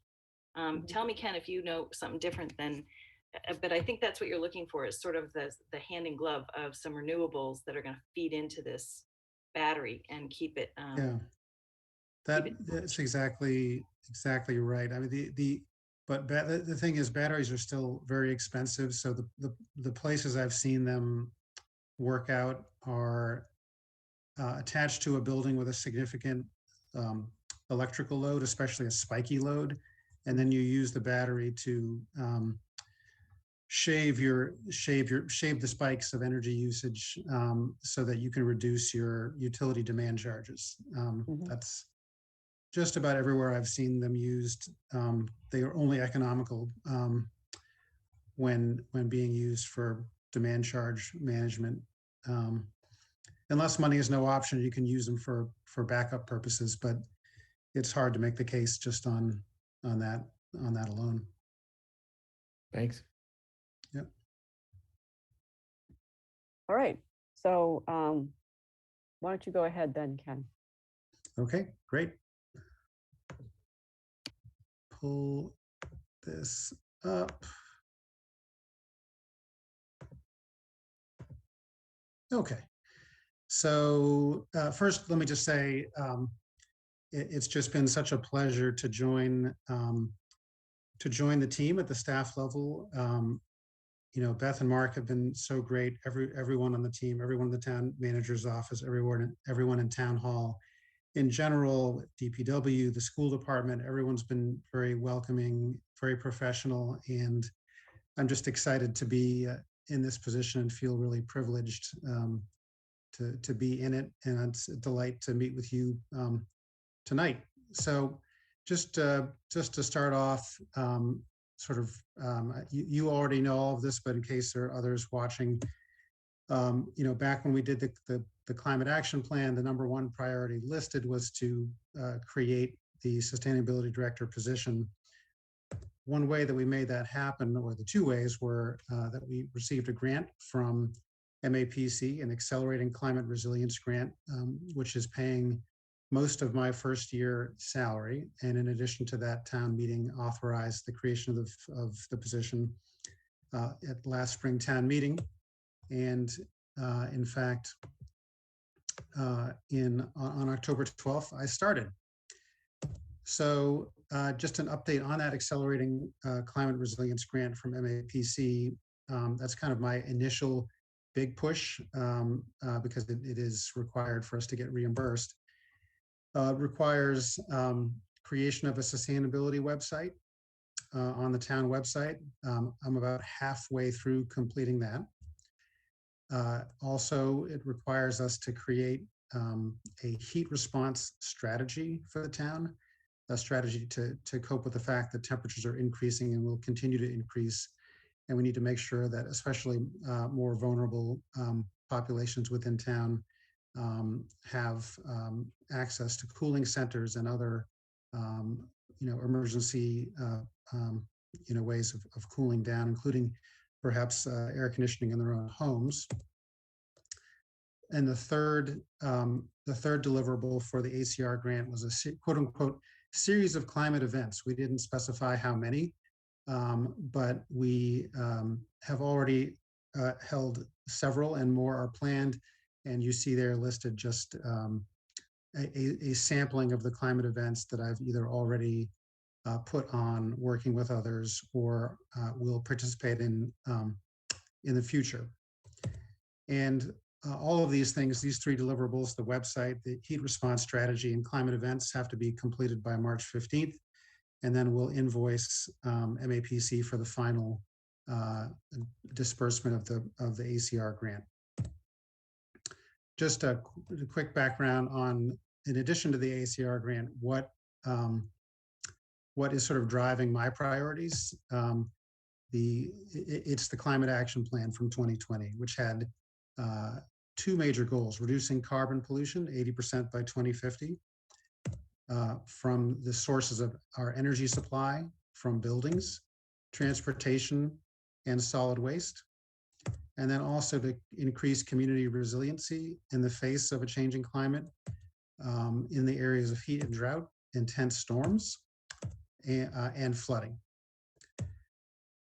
A quick thing, because people often ask me this, and Susan and I collaborated on coming up with the clearest answer we could, which is that, first of all, I work closely with Spark, with Susan and Fritzy and Laura, who worked with Susan. Spark's focuses on saving energy and saving money in town buildings and facilities. And as you just saw from Susan's presentation, it's something that they've been extraordinarily successful in doing for many years. But from the standpoint of greenhouse gas emissions, that's really why the town created the position that I was fortunate enough to be hired into. From the standpoint of greenhouse gas emissions, the municipal contribution to that from municipal buildings and fleet, while important, is only 3% of total greenhouse gas emissions, even though all of that is related to energy use that, of course, the town has to pay for, and that's where the town can save money directly in energy reductions. Whereas my role is really dealing with greenhouse gas emissions from the rest of town, which is residential and commercial sectors. Just to give you a sense, in addition to the ACR grant deliverables that I'm working on, some additional project work that I've been engaging in. We just talked about the Lynch Elementary redesign. I've been attending all of the EFPBC meetings on this. Now I'll also be attending the Sustainability Subcommittee meetings on it. And I will be advocating for a highly efficient, all-electric sustainable building, which is consistent with building recommendations from the town's climate action plan. I'm working with Meg White and others on the town hall HVAC replacement, which is a capital project coming up later this year, hoping to use that as an opportunity actually to go to an all-electric heat pump solution, as opposed to the natural gas-fired boilers that we have now. The Municipal Vulnerability Preparedness Program of the Executive Office of Energy and Environmental Affairs has an action grant program, and working with the acting town manager, I just submitted an expression of interest for a project involving stormwater infiltration trenches in 2 locations in town. And finally, working with DPW and Spark on some electric vehicle charging installations 3 planned level 2 installations. And as you may remember from, I think, March of last year, we're actually still waiting to hear on the Mass DEP Electric Vehicle Incentive Program grant for 2 DC fast charging stations. And that leads me to a request for tonight, which was one of the other items as part of at least my agenda. I'm not sure if yours as well. As you may remember, again, back in March, last March, this board approved the conversion of up to 3 parking spaces in the Jenks lot for 2 what are called DC fast electric vehicle charging stations. They're more of a gas station experience to charge an EV. And at this stage, as I mentioned, we still haven't heard back from Mass DEP on that. And it turns out one of the reasons is that there was a tremendous interest, many more requests for funding than DEP can possibly meet. So we may not receive that funding. And that leads me to a request of this board this evening, which is to slightly revise the approval that you provided last March so that it isn't specific to DC fast charging stations. You can see my requested or suggested motion here, perhaps to make things a little easier for you, which would just to make it more generic and say that the DPW working with me would be able to, again, convert up to 3 parking spaces for electric vehicle charging station use at the Jenks Town Hall lot. That would not be in addition to what you approved last March, but instead of it. And so this was my suggested language for that. So why don't I stop there, see what questions you have. I can back up to any of the previous slides, or we can stick with this EV charging station request and just see what questions you may have. Susan, if I could, just before you get into the board questions, I just wanted to really thank Ken for joining the town. It's been we're very lucky to have him with his level of experience in this role, and it's always hard to come into a new position that's just been created, and you're kind of having to be the first person to kind of make headway there. So I think he's really done an excellent job in the first few months that he's been here, and I just wanted to say how appreciative we are of his work and how happy we are to be working with him in the town. So thank you. Thanks, Thank you, Beth. Beth. That's really well put. Yes. So, does anyone on the board have any questions for Ken or comments? And I don't. I'm sure I'm looking at all of you. So Susan, on this motion, or Ken, thank you so much for the presentation, and glad to have you aboard the town, everything that Beth said. On this specific motion, are we converting it for any specific EV charging stations that we have planned, or is this just to open it up so that you can apply for more grants or funding? What will happen after this vote? Good question. It's more the latter. We are in conversations with Eversource around the potential for them to put in charging stations for the town at no cost to the town from the standpoint of the installations. In addition to that, the utility electric vehicle incentive programs are changing this year. We don't know exactly what they're going to say, but their grant program may extend to free charging stations as well as free installation this year. And if that's the case, we would be ready to take advantage of that. If that isn't the case in terms of the free stations, there is this electric vehicle incentive program grant that we already applied for the DC fast charging stations. They have a separate grant under that same program for level 2 chargers. And there's an example of a level 2 charger in a public lot in that picture there.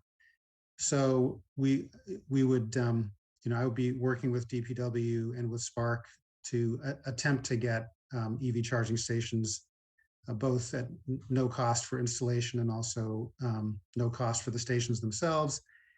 And if there were any cost, we'd have to have a separate conversation, about how to fund that. But so it's more just teeing this up so that if we do see an attractive opportunity, we're ready to capitalize on it. So Susan, let me know if you're ready for a motion. Yeah, please go ahead. Okay, so I move that the select board authorize the DPW in consultation with the sustainability director to convert parking spaces at the Jenks Town Hall lot for installation of EV charging stations. This vote supersedes the board's vote on the same topic on March 8th, 2021. Second. On a roll call vote, starting with Mike, Yes. Rich, Yes. Mariano, Yes. and I vote yes as well. Great, thanks, thanks, Ken. Thank you. I appreciate the opportunity. Thanks, Ken. Look forward to working Yep. with all of you going forward. Excellent, thank you.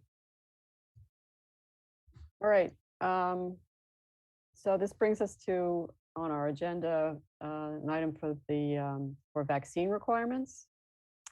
I think that's the idea of having some sort of a vaccine, as a vaccine card as a condition for getting into restaurants and other places at downtown, sort of along the lines of Boston, and I think Somerville also perhaps is working on this.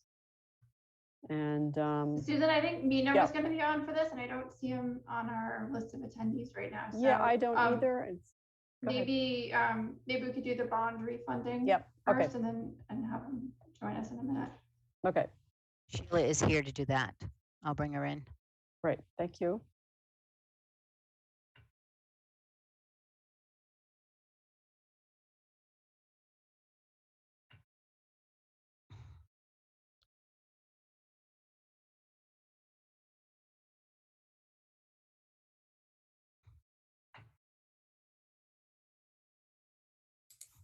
Hi, Sheila.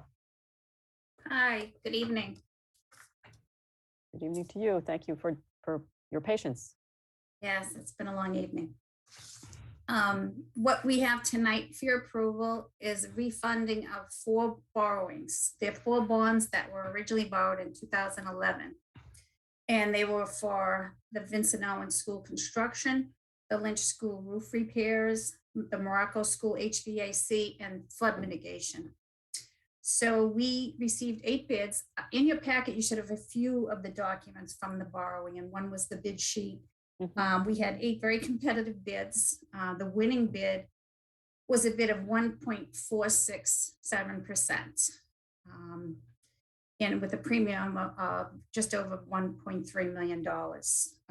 So the total savings on our refunding of the 4 borrowings over the life of the borrowings is just over $2.2 million. So it's even a little bit better than we had anticipated. It's an exceptional rate. It's an exceptional savings.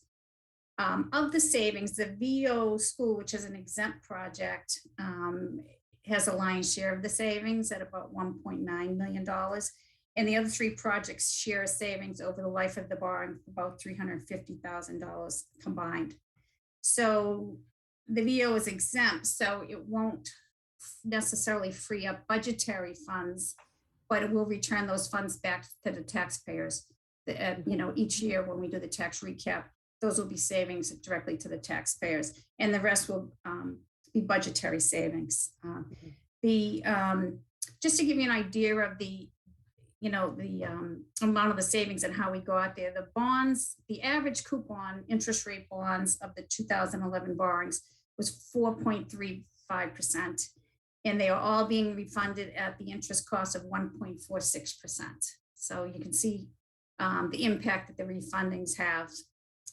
It also had to meet, you have to meet an efficiency ratio to be able to refund borrowings, because bonds are sold and bondholders,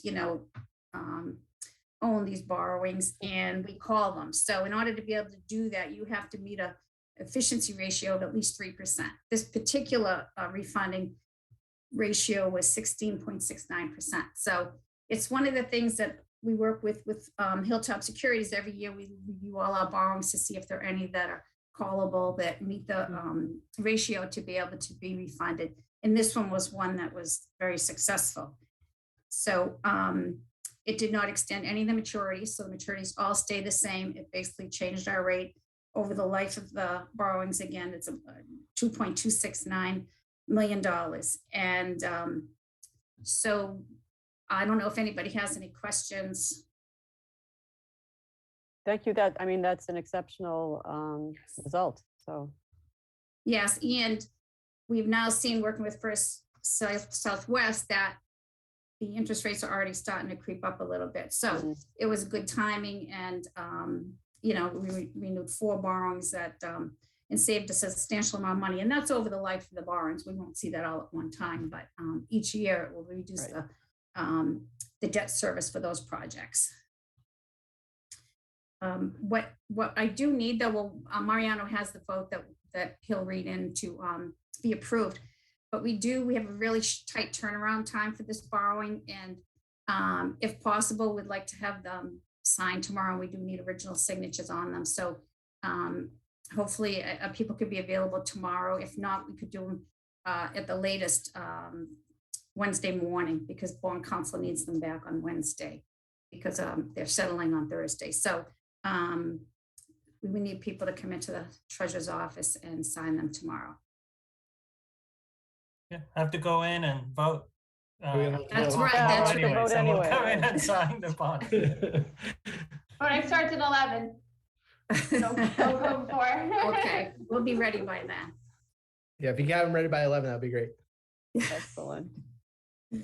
Okay, so I, the clerk of the select board of the town of Winchester, Massachusetts, the town, certify that at a meeting of the board held January 24th, 2022, of which meeting all members of the board were duly notified and at which a quorum was present, the following votes were unanimously passed, all of which appear upon the official record of the board in my custody. Voted that the sale of the $9,815,000 general obligation refunding bonds of the town dated January 27th, 2022, the bonds, to Piper Sandler and Company at the price of $11,174,566.76 and accrued interest, if any, is hereby approved and confirmed. The bonds shall be payable on April 15th of the years and in the principal amounts, and bear interest at the respective rates as detailed below. Second. Do you need each individual, or can I say all the further voted? You can probably do it all as one. Okay. As long as this is a part of the record with the minutes. Yeah. Yeah. So further voted that in connection with the marketing and sale of the bonds, the preparation and distribution of a notice of sale and preliminary official statement dated January 11th, 2022, and a final official statement dated January 19th, 2022, the official statement, each in such form that as may be approved by the town treasurer, be and hereby are ratified, confirmed, approved, and adopted. Further voted that the bonds shall be subject to redemption at the option of the town upon such terms and conditions as set forth in the official statement. Further voted to authorize the execution and delivery of a refunding escrow agreement, the agreement to be dated January 27th, 2022, between the town and U.S. Bank National Association as refunding escrow agent relating to the refunding of the refunded bonds, each as defined in the agreement. Further voted that to authorize the deposit of $1,153,642.67 of available funds of the town into the refunding escrow fund as defined in the agreement to pay debt service on the refunded bonds. Further voted that the town treasurer and the select board be and hereby are authorized to execute and deliver a continuing disclosure undertaking in compliance with SEC Rule 15C2-12 in such form as may be approved by bond counsel to the town which undertaking shall be incorporated by reference in the bonds for the benefit of the holders of the bonds from time to time.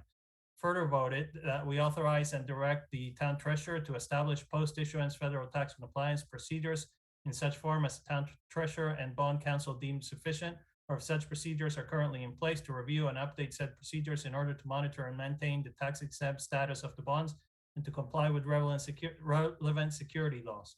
Further voted that each member of the select board, the town clerk, and the town treasurer be and hereby are authorized to take any and all such actions and execute and deliver such certificates, receipts, or other documents as may be determined by them or any of them to be necessary or convenient to carry into effect the provisions of the foregoing votes. I further certify that the votes were taken at a meeting open to the public, that no vote was taken by secret ballot, that a notice stating the place or method of accessing date, time, and agenda for the meeting, which agenda included the adoption of the above votes, was filed with the town clerk, and a copy thereof posted in a manner conspicuously visible to the public at all hours in or on the municipal building at which the office of the town clerk is located, or, if applicable, in accordance with an alternative method of notice prescribed or approved by the Attorney General as set forth in 940 CMR 29032B, at least 48 hours, not including Saturdays, Sundays, and legal holidays, prior to the time of the meeting, and remain so posted at the time of the meeting, that no deliberations or decisions in connection with the sale of the bonds were taken in executive session,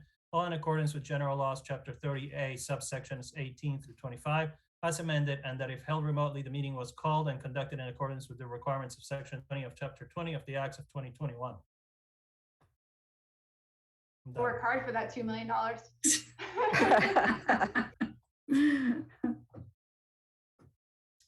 So, Can anybody please second that? Second, yes, okay. or just repeat it, and I wasn't paying attention one Wait, more go time. back.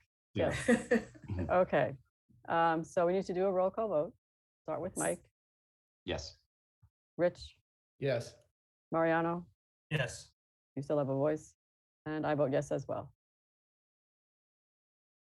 So that's Well, thank you excellent. all. Thank you, Sheila.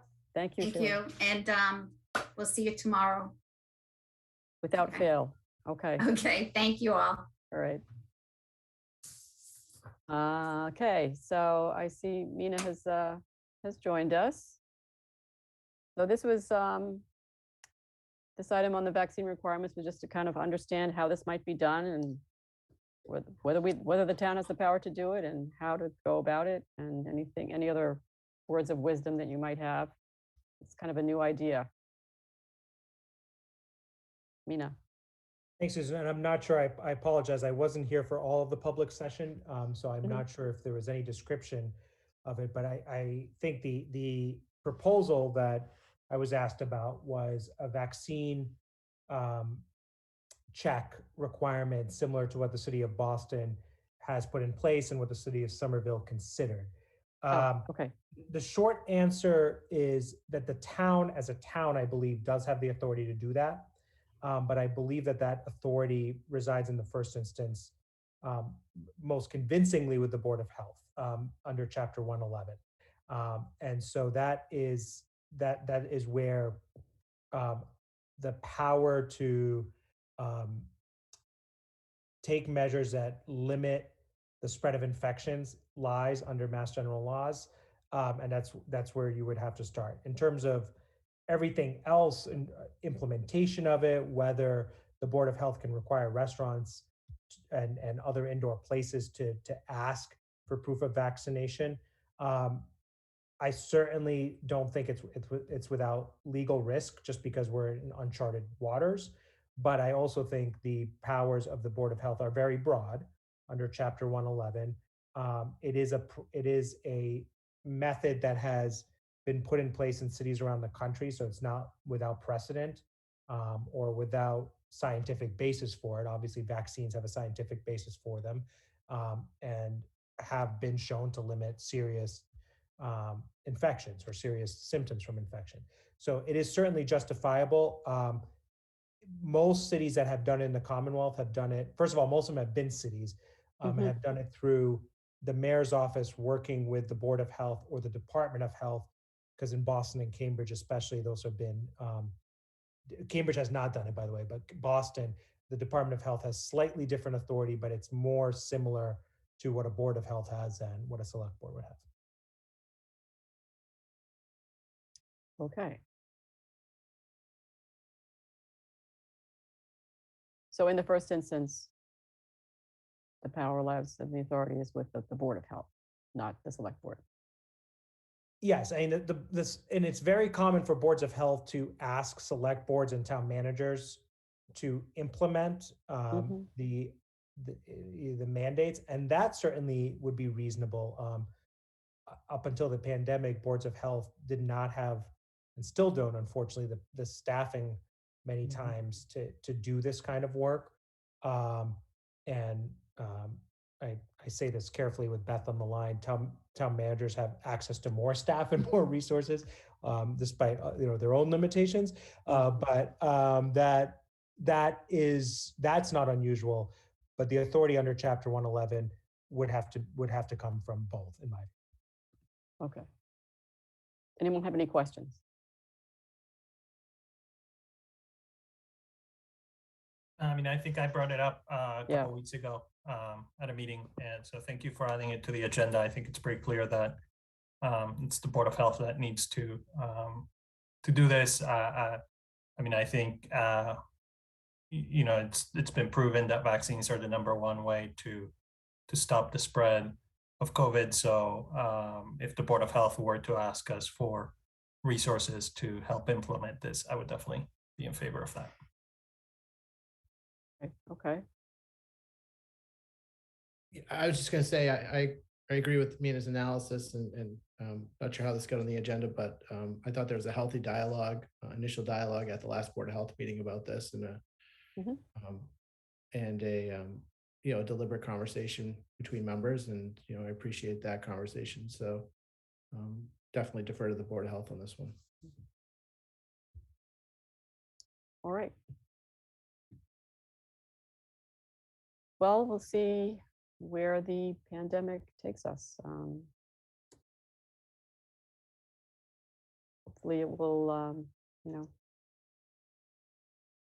it will go as people are anticipating, and there will be no more virulent variants, and we won't have to revisit this, but I'm glad that the Board of Health is discussing it. So thank you, Mina. Thank you. So the next thing we have is a discussion on the Washington and Swanton parcel, an update, and some discussion about how we're going to, how we're going to move forward on this.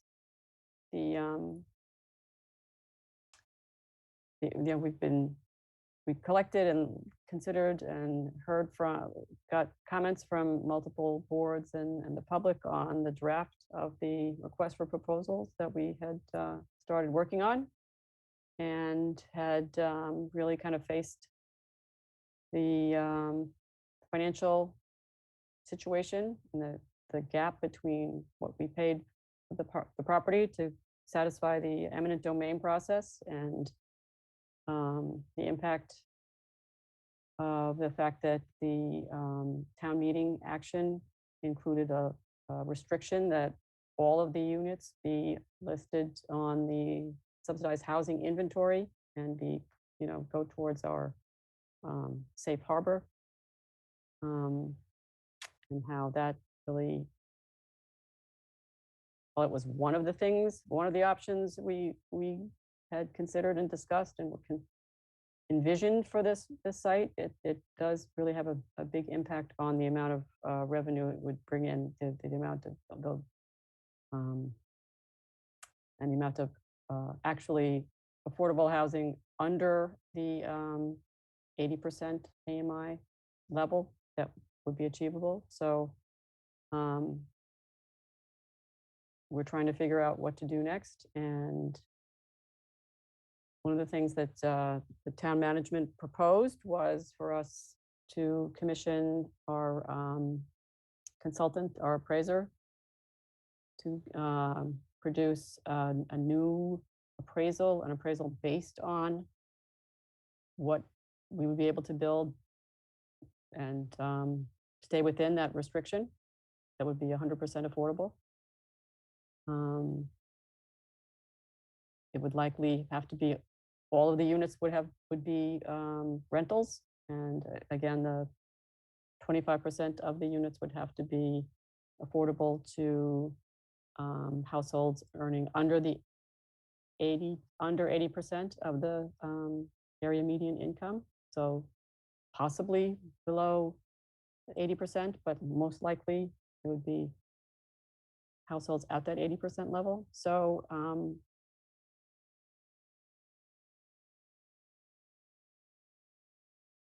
I guess if Beth could just quickly outline what that appraisal would be and what we're talking about here and Sure. the cost. Yeah. So I think, you know, in the comments that we received from the various boards and committees, that the implication for that restriction that was placed at fall town meeting on the potential sale price of the property was discussed. And so one option is for the board to have an appraisal done with that restriction to see how it impacts the overall value of the property prior to the issuance of the RFP. And we did receive a quote from the same appraiser who did the previous appraisal. I think it was around $10,000 for him to complete that work. So if the board wanted to move forward, we would be requesting funding from the select board's housing fund to complete that appraisal. And I think he said it would take him about I think 5 or 6 weeks is what. 5 or 6 weeks. Yeah. It was over a month. Yeah. Okay.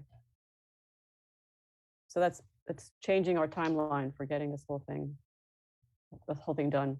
And again, you know, that's something that we're very aware will lengthen the time and the carrying costs and increase the carrying costs. Mike, you have your hand raised. Go ahead. Thanks, Susan. The other request I had, I know that we talked about this a little bit already, but is to see if we can reach out to DHCD and Mass Housing just to see what they would be willing to work with. I mean, it's a really unique situation where we've taken the property and we're putting out an RFP, and maybe they could make suggestions, you know, around that RFP that would maximize, you know, our you know, developer return. I mean, we want to get as many developers to respond creatively as possible, but really focus on us getting as many affordable units as possible. So maybe they would be willing to be lenient on certain normal 40B restrictions that they have if we're getting more affordable units rather than just affordable units that count towards SHI. So which would be my preference. Just so we're not in a holding pattern, you know, and we can be, you know, ready to hit the ground running. They're saying that maybe Brian could. Yeah, that would be the most appropriate. Yeah. I thought where you were going with that was to get some technical assistance. Well, yeah, both certainly. Yeah, I think that's really what it would be, and because they could give us a roadmap and get us moving pretty quickly.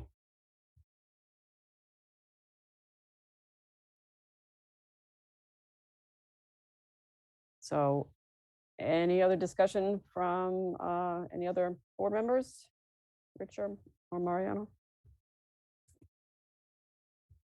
I mean, it's not a great situation to be in, but a number of the boards and committees and people in the community didn't want us to rush this, and we need more information. We need more information. And it may, DHCD or Mass Housing may even have some information on the impact of having a restriction or something like. They may be able to come up with that. So it may be that we can kind of, you know, get around this if possible with some of their technical assistance. I don't know if the questions come up with them before, but I think it's worthwhile. So I'll move that we approve up to $10,000 from the Select Board's Housing Fund for Mark Reenstern and Associates for appraisal work, and maybe an initial and maybe a more specific timeline as well from him, so we can kind of plan. I know that these appraisals can especially going into the spring, can get pushed back a little bit. So we want to make sure that we stay on a timeline. So I'll second that motion, but I did want to say before that, Mike, that, I appreciate Susan's comment. I think this, my understanding is that this step will allow us to explore making this, to actually build more affordable units than just meeting the requirement minimum. So, I'm all for that. And also, in terms of trying to recover the price, I think we need to have this information in order to, put the best project out there at this point. Although, I am a little reluctant in diverging a little bit from the path that we were on to issuing the RFP, but I think, I understand that this step is necessary to get us some more information that we can make the best educated proposal out there. So, so I would second this motion. I'm Chair, I'm disappointed that we're taking this vote. I spoke against the amendment at fall town meeting. I was the only one of the board who spoke against it because I said that it would make it harder to produce affordable housing. And that's exactly what is happening. We're delaying the possible production of affordable housing. And I'm disappointed and I will vote no. It was my understanding that we had a schedule to issue the RFP so that we could finally start moving on producing some affordable housing in town, which the town itself hasn't done yet. It's been a hostile 40Bs so far. So anyway, that's my comment. So we need a second. I second the motion, Susan. Okay, thank you. And then we need to do a roll call vote. I'll start with Rich. Yes. Mike? Yes. Mariano? No. And I vote yes.